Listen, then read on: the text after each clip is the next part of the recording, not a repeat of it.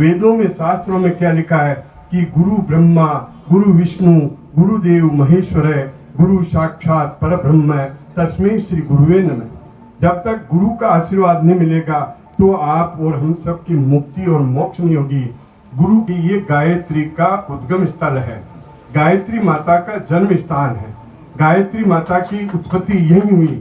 इसलिए गायत्री माता, अभी आप जो दर्शन करने जाओगे तो ब्रह्मा जी के पास गायत्री है, और ब्रह्मा जी की जो पहली वाली जो पत्नी है, जो यज्ञ में नाराज हो गए थे, वो ऊपर रत्नागिरी के ऊपर वहाँ विराजमान है, वो ब्रह्मा जी की पहली पत्नी है। उनके भी दर्शन करने चाहिए। अगर सावित्री माता के दर्शन करके और ब्रह्मा जी के दर्शन अपन करते हैं तो महिलाओं के लिए अखंड सुख सौभाग्य की प्राप्ति होती है, घर में सुख और समृद्धि प्रदान होती है, और गायत्री माता के दर्शन करने से अपने जीवन में सुख संपदा प्राप्त होती है। इसलिए गायत्री के दर्शन, गायत्री का मंत्र, ऐसा कहते हैं कि यहाँ बैठ करके अगर एक माला भी अपन गायत्री की जपें तो उसका करोड़ों गुना फल मिलता है। लेकिन वो वैदिक मंत्र, जो वैदिक मंत्र है, वो अपन किसी भी घाट पर बैठ कर, किसी भी किनारे पर अपन गायत्री का मंत्र जपें तो उससे आपको अक्षय गुना फल मिलेगा, उससे ब्रह्मा जी का आशीर्वाद भी मिलेगा। अब वो जो पहले वाली जो पत्नी है, जब यज्ञ हुआ, यज्ञ के समय में सभी देवी देवता और ऋषि मुनि बैठे थे, तब ब्रह्मा जी महाराज ने अपने पुत्र नारद जी को कहा कि नारद जी महाराज आप जाइए और माता सावित्री को लेकर आइए। लेकिन उन्होंने तो इतना ही कहा, लेकिन नारद जी ने क्या किया, इसको नारद भूमि भी कहते हैं, ये पुष्कर नारद भूमि भी है, क्योंकि नारद जी ने जो काम किया वो यहाँ सबसे बड़ा काम कर दिया।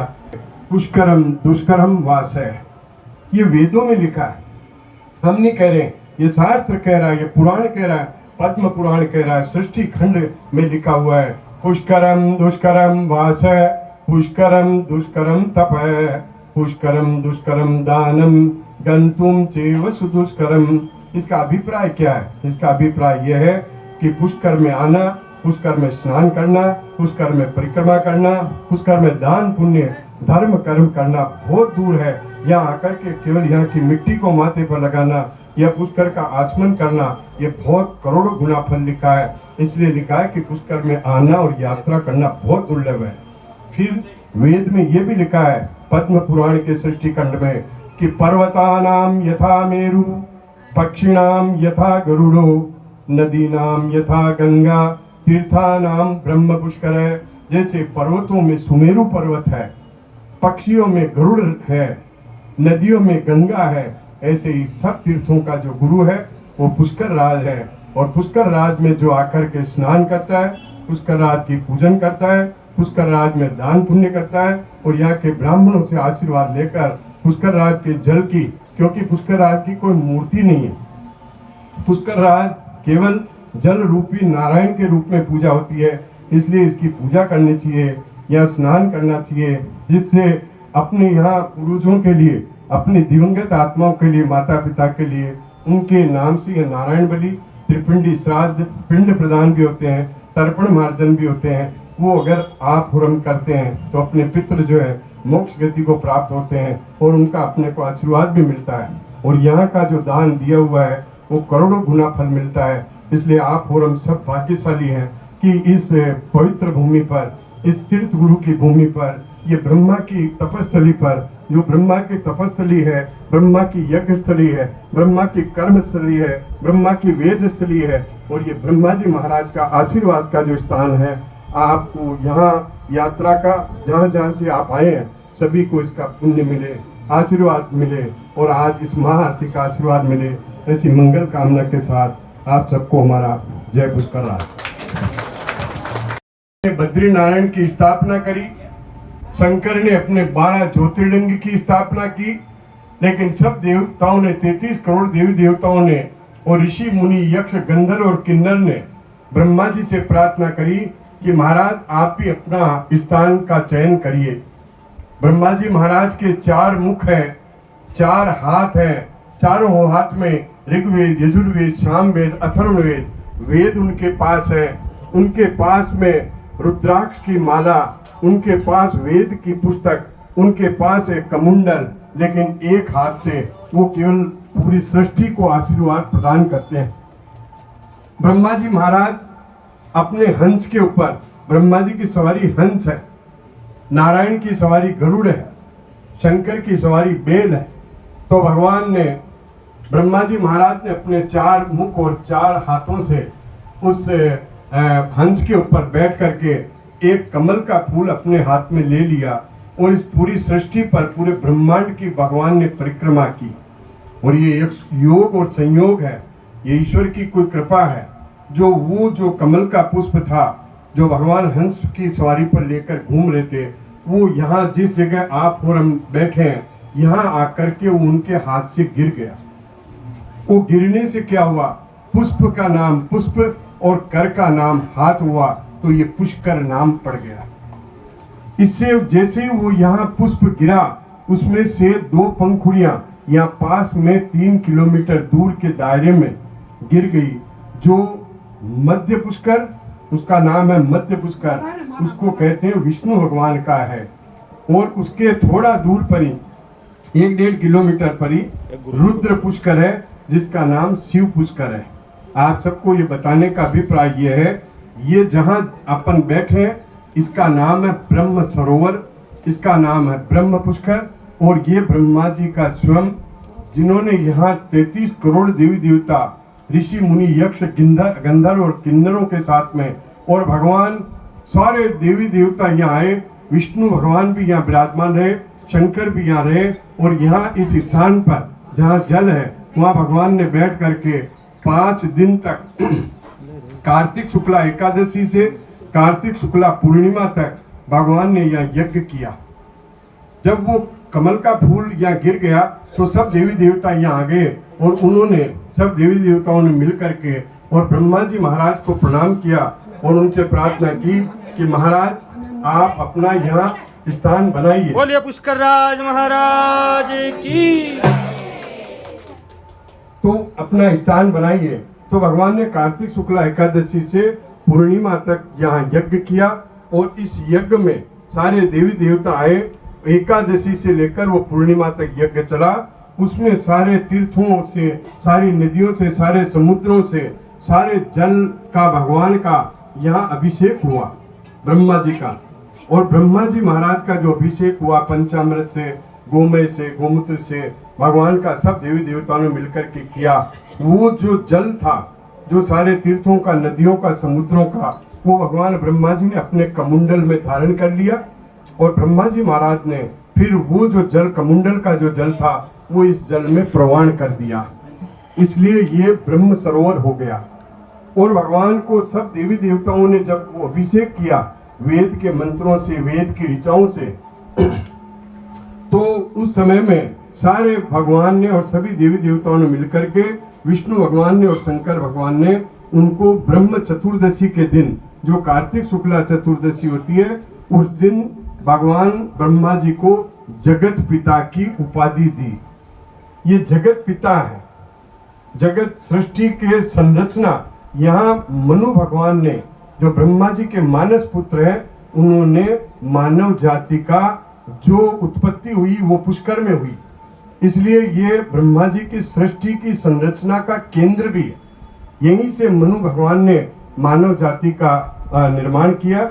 जब ब्रह्म चतुर्दशी को भगवान को जगत पिता की उपाधि मिली और सब देवी देवताओं ने मिलकर के विष्णु भगवान और शंकर भगवान की साक्षी में इनको जगत पिता भी कहा और ब्रह्मा जी को गुरु की उपाधि भी प्रदान करी। इनके तीर्थ को तो उपाधि करी गुरु की, और उनको उपाधि दी विष्णु भगवान ने जगत पिता की।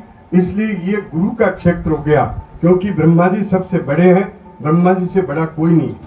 इसलिए इसको गुरु का स्थान दे करके और तीर्थ गुरु का नाम इसको सारे देवी देवताओं ने, विशेष करके विष्णु भगवान और शंकर भगवान ने दिया। और स्वयं ब्रह्मा जी ने भी ये कहा कि सारे तीर्थों में आप कहीं भी चले जाओ, 4 धाम जाओ, सप्तपुरी जाओ, कहीं भी आप जाओ, लेकिन अगर पुष्कर राज में आकर के आपने इस पुष्कर राज के जल का आचमन नहीं किया, स्नान नहीं किया, परिक्रमा नहीं की, यहाँ पूजन पाठ नहीं किया, यहाँ दान धर्म नहीं किया, तो उसको उसके जीवन में सुख संपदा नहीं मिलेगी और उसकी 4 धाम यात्रा या सप्तपुरी यात्रा भी पूरी नहीं होगी।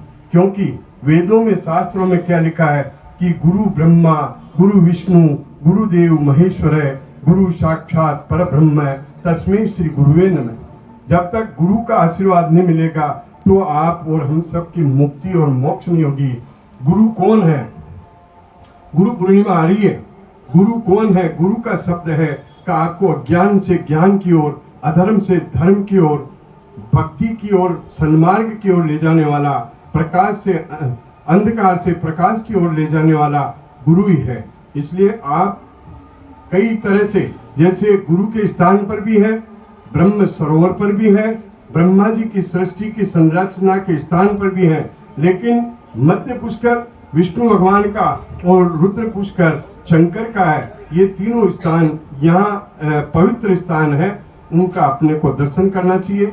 और ये जो श्रृंखला आपको दिख रही है, ये रत्नागिरी पर्वत नाम की श्रृंखला है। रत्नगिरी है, यहाँ सोने चांदी के कई रत्न भगवान ब्रह्मा जी की कृपा से यहाँ विद्यमान है और इसको अरावली पर्वत श्रृंखला भी कहते हैं। यहाँ सारे जितने भी ऋषि हुए, चाहे वो वेदव्यासी है, चाहे जमदग्नि है, चाहे भरद्वाज है, चाहे दधीची है, चाहे पराशर है, चाहे गौतम है, सब ऋषियों की ये तपस्थली, ये आपके सामने जो पर्वत श्रृंखला है जिसका नाम रत्नागिरी है, यहाँ पर सारे ऋषियों का स्थान है।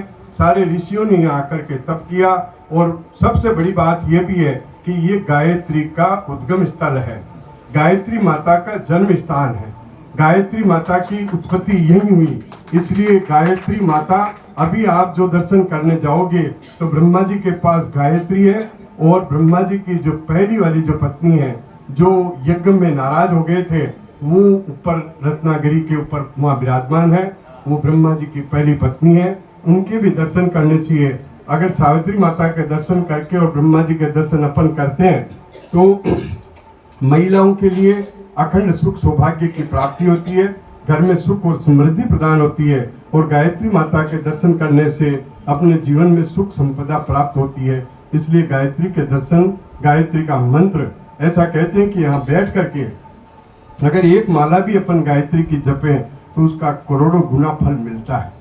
लेकिन वो वैदिक मंत्र, जो वैदिक मंत्र है, वो अपन किसी भी घाट पर बैठ कर, किसी भी किनारे पर अपन गायत्री का मंत्र जपें तो उससे आपको अक्षय गुना फल मिलेगा, उससे ब्रह्मा जी का आशीर्वाद भी मिलेगा। अब वो जो पहले वाली जो पत्नी है, जब यज्ञ हुआ, यज्ञ के समय में सभी देवी देवता और ऋषि मुनि बैठे थे, तब ब्रह्मा जी महाराज ने अपने पुत्र नारद जी को कहा कि नारद जी महाराज आप जाइए और माता सावित्री को लेकर आइए। लेकिन उन्होंने तो इतना ही कहा, लेकिन नारद जी ने क्या किया, इसको नारद भूमि भी कहते हैं, ये पुष्कर नारद भूमि भी है, क्योंकि नारद जी ने जो काम किया वो यहाँ सबसे बड़ा काम कर दिया, पिता पुत्र को अलग कर दिया, हो पत्नी को और ब्रह्मा जी को अलग थलग कर दिया। अब वो उन्होंने जाकर के नारद जी ने सावित्री माता से कहा कि माता आप अपनी सारी सखियों को बुलाइए, 16 श्रृंगार करिए और सज धज करके आप आइए और वहाँ पिताजी बुला रहे हैं, यज्ञ में आपको बैठना है। नारद जी ने ऐसा कहा तो सावित्री माता ने सब अपनी सखियों को, लक्ष्मी जी को, सरस्वती को, दुर्गा माता को, सबको निमंत्रण दिया कि आप सब आओ। तो वो आने में उनका विलंब हुआ।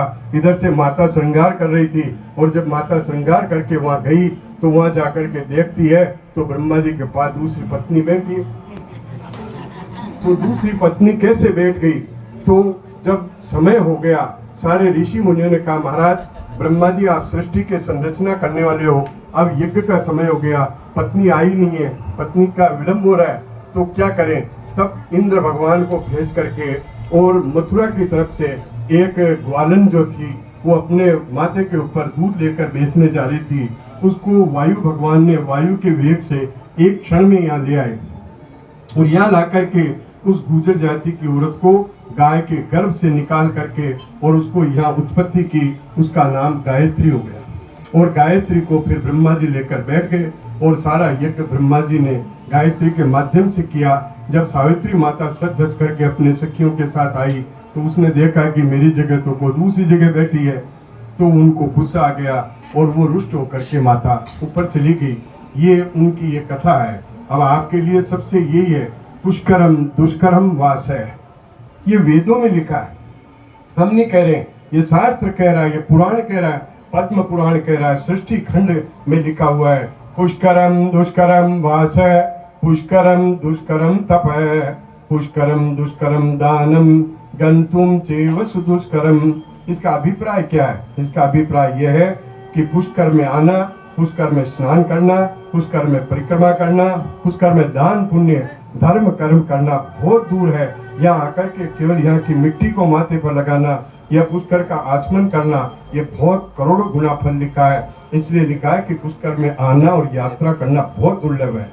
फिर वेद में ये भी लिखा है पद्म पुराण के सृष्टि खंड में कि पर्वतानाम यथा मेरु, पक्षिणाम यथा गरुड़ो, नदीनाम यथा गंगा, तीर्थानाम ब्रह्म पुष्कर है। जैसे पर्वतों में सुमेरु पर्वत है, पक्षियों में गरुड़ है, नदियों में गंगा है, ऐसे ही सब तीर्थों का जो गुरु है वो पुष्कर राज है। और पुष्कर राज में जो आकर के स्नान करता है, पुष्कर राज की पूजन करता है, पुष्कर राज में दान पुण्य करता है और यहाँ के ब्राह्मणों से आशीर्वाद लेकर पुष्कर राज के जल की, क्योंकि पुष्कर राज की कोई मूर्ति नहीं है, पुष्कर राज केवल जल रूपी नारायण के रूप में पूजा होती है, इसलिए इसकी पूजा करनी चाहिए या स्नान करना चाहिए, जिससे अपने यहाँ पूर्वजों के लिए, अपने दिवंगत आत्माओं के लिए, माता पिता के लिए उनके नाम से यह नारायण बलि, त्रिपिंडी श्राद्ध, पिंड प्रदान भी होते हैं, तर्पण मार्जन भी होते हैं। वो अगर आप पूर्ण करते हैं तो अपने पितृ जो है मोक्ष गति को प्राप्त होते हैं और उनका अपने को आशीर्वाद भी मिलता है। और यहाँ का जो दान दिया हुआ है वो करोड़ों गुना फल मिलता है। इसलिए आप और हम सब भाग्यशाली हैं कि इस पवित्र भूमि पर, इस तीर्थ गुरु की भूमि पर, ये ब्रह्मा की तपस्थली पर, जो ब्रह्मा की तपस्थली है, ब्रह्मा की यज्ञ स्थली है, ब्रह्मा की कर्म स्थली है, ब्रह्मा की वेद स्थली है और ये ब्रह्मा जी महाराज का आशीर्वाद का जो स्थान है, आपको यहाँ यात्रा का जहाँ जहाँ से आप आए हैं सभी को इसका पुण्य मिले, आशीर्वाद मिले और आज इस महाआरती का आशीर्वाद मिले। ऐसी मंगल कामना के साथ आप सबको हमारा जय पुष्कर राज।